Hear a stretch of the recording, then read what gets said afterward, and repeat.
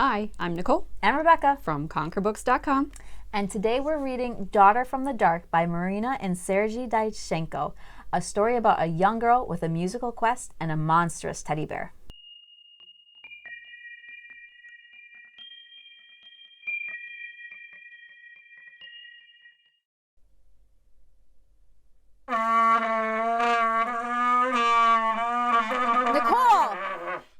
Nicole!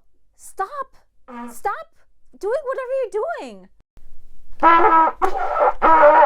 Nicole, I'm trying to read. I'm just practicing my genius. I'm trying to be like Aliana. Well, the difference is she's a book character and, actually talented. Well, I have a bear like Aliana that turns into a monster. No! Oh, you're really cute. Hi. So our story opens up following DJ Aspirin, who is a real radio DJ and works at a club a few nights a week. And he is walking home from parking his car, and he winds up walking through a dark alley where he sees a strange little girl, very unexpected, in a dark alley in a bad part of town. And he gets assaulted by a group of teenagers, basically, and he has to run, and he drags the girl with him because he's like, I don't want you to get hurt. But it turns out that's really the only good thing that Aspirin does. And you get the sense that, maybe he's not that good of a guy, not somebody you necessarily want living in your neighborhood. Not that he's bad. He's not assaulting other people like this neighborhood gang, but he's definitely not seeking to help anybody but himself. And so he brings this young girl to his apartment because he can't get a hold of her parents. He is trying to figure out what to do with her. It's late. There's, this gang out, and he has some piece deep inside of him that wants to protect this girl. Very deep.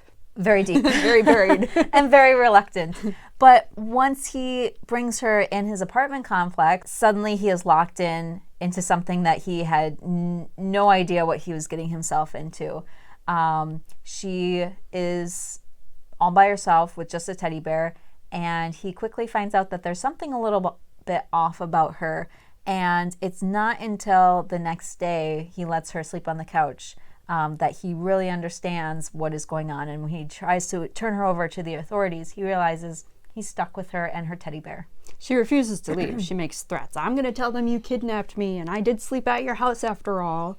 And she is scared of this particular man. They don't say much about him, about her being taken away. And the story starts to get... It's a weird combination of odd and very realistic at the same time. Like, the little girl brings in these odd elements about being scared of a man who isn't wearing any shoes, who's barefoot, but other than that, like DJ Aspirin, you can see through his brain, he's struggling to think, this man is really strange, but it could just be me imagining things. Mm-hmm. And this little girl is saying strange things, but she could just be insane.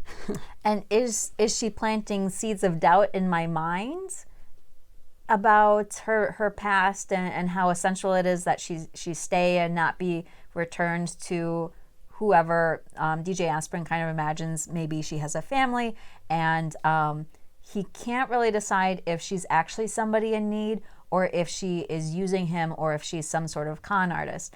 And already DJ Aspirin, whose real name is Alexei, is not all that open to helping her out, and so he's looking for any opportunity he can get rid of her, but he can't because she is a clever little girl.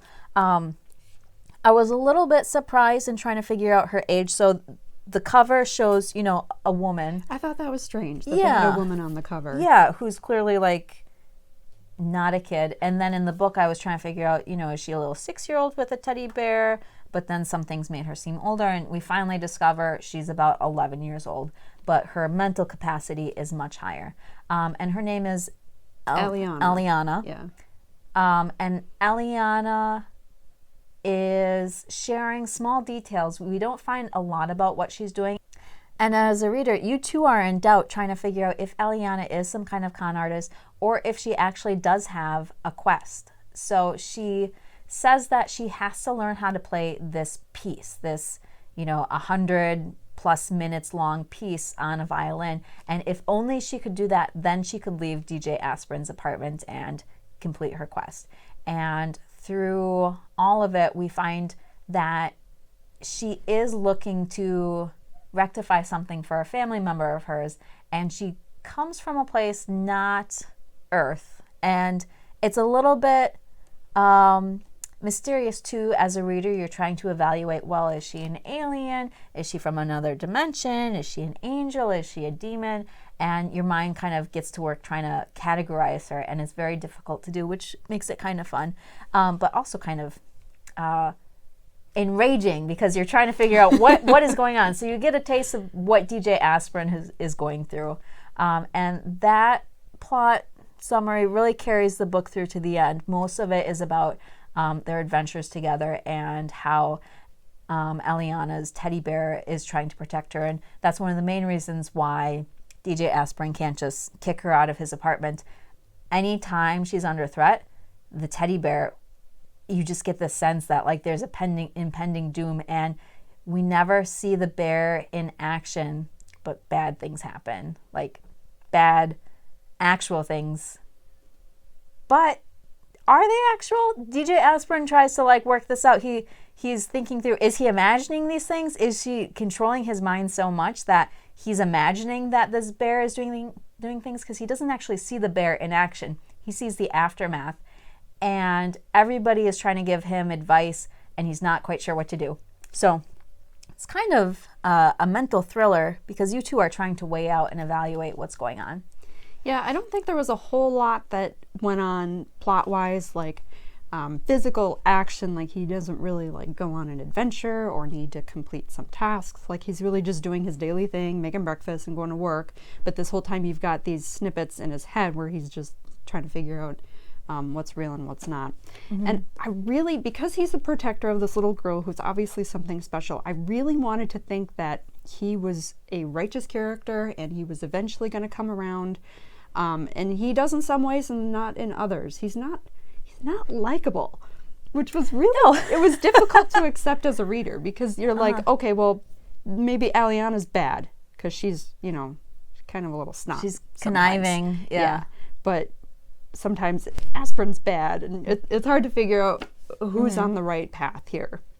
Yeah, and maybe that's just turning the trope upside down on its head.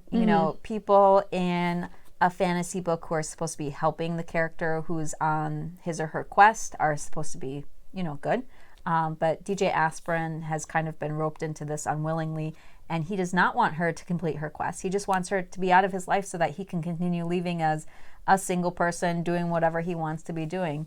I think overall this book was an interesting read, because I haven't read any other Russian contemporary fiction novels.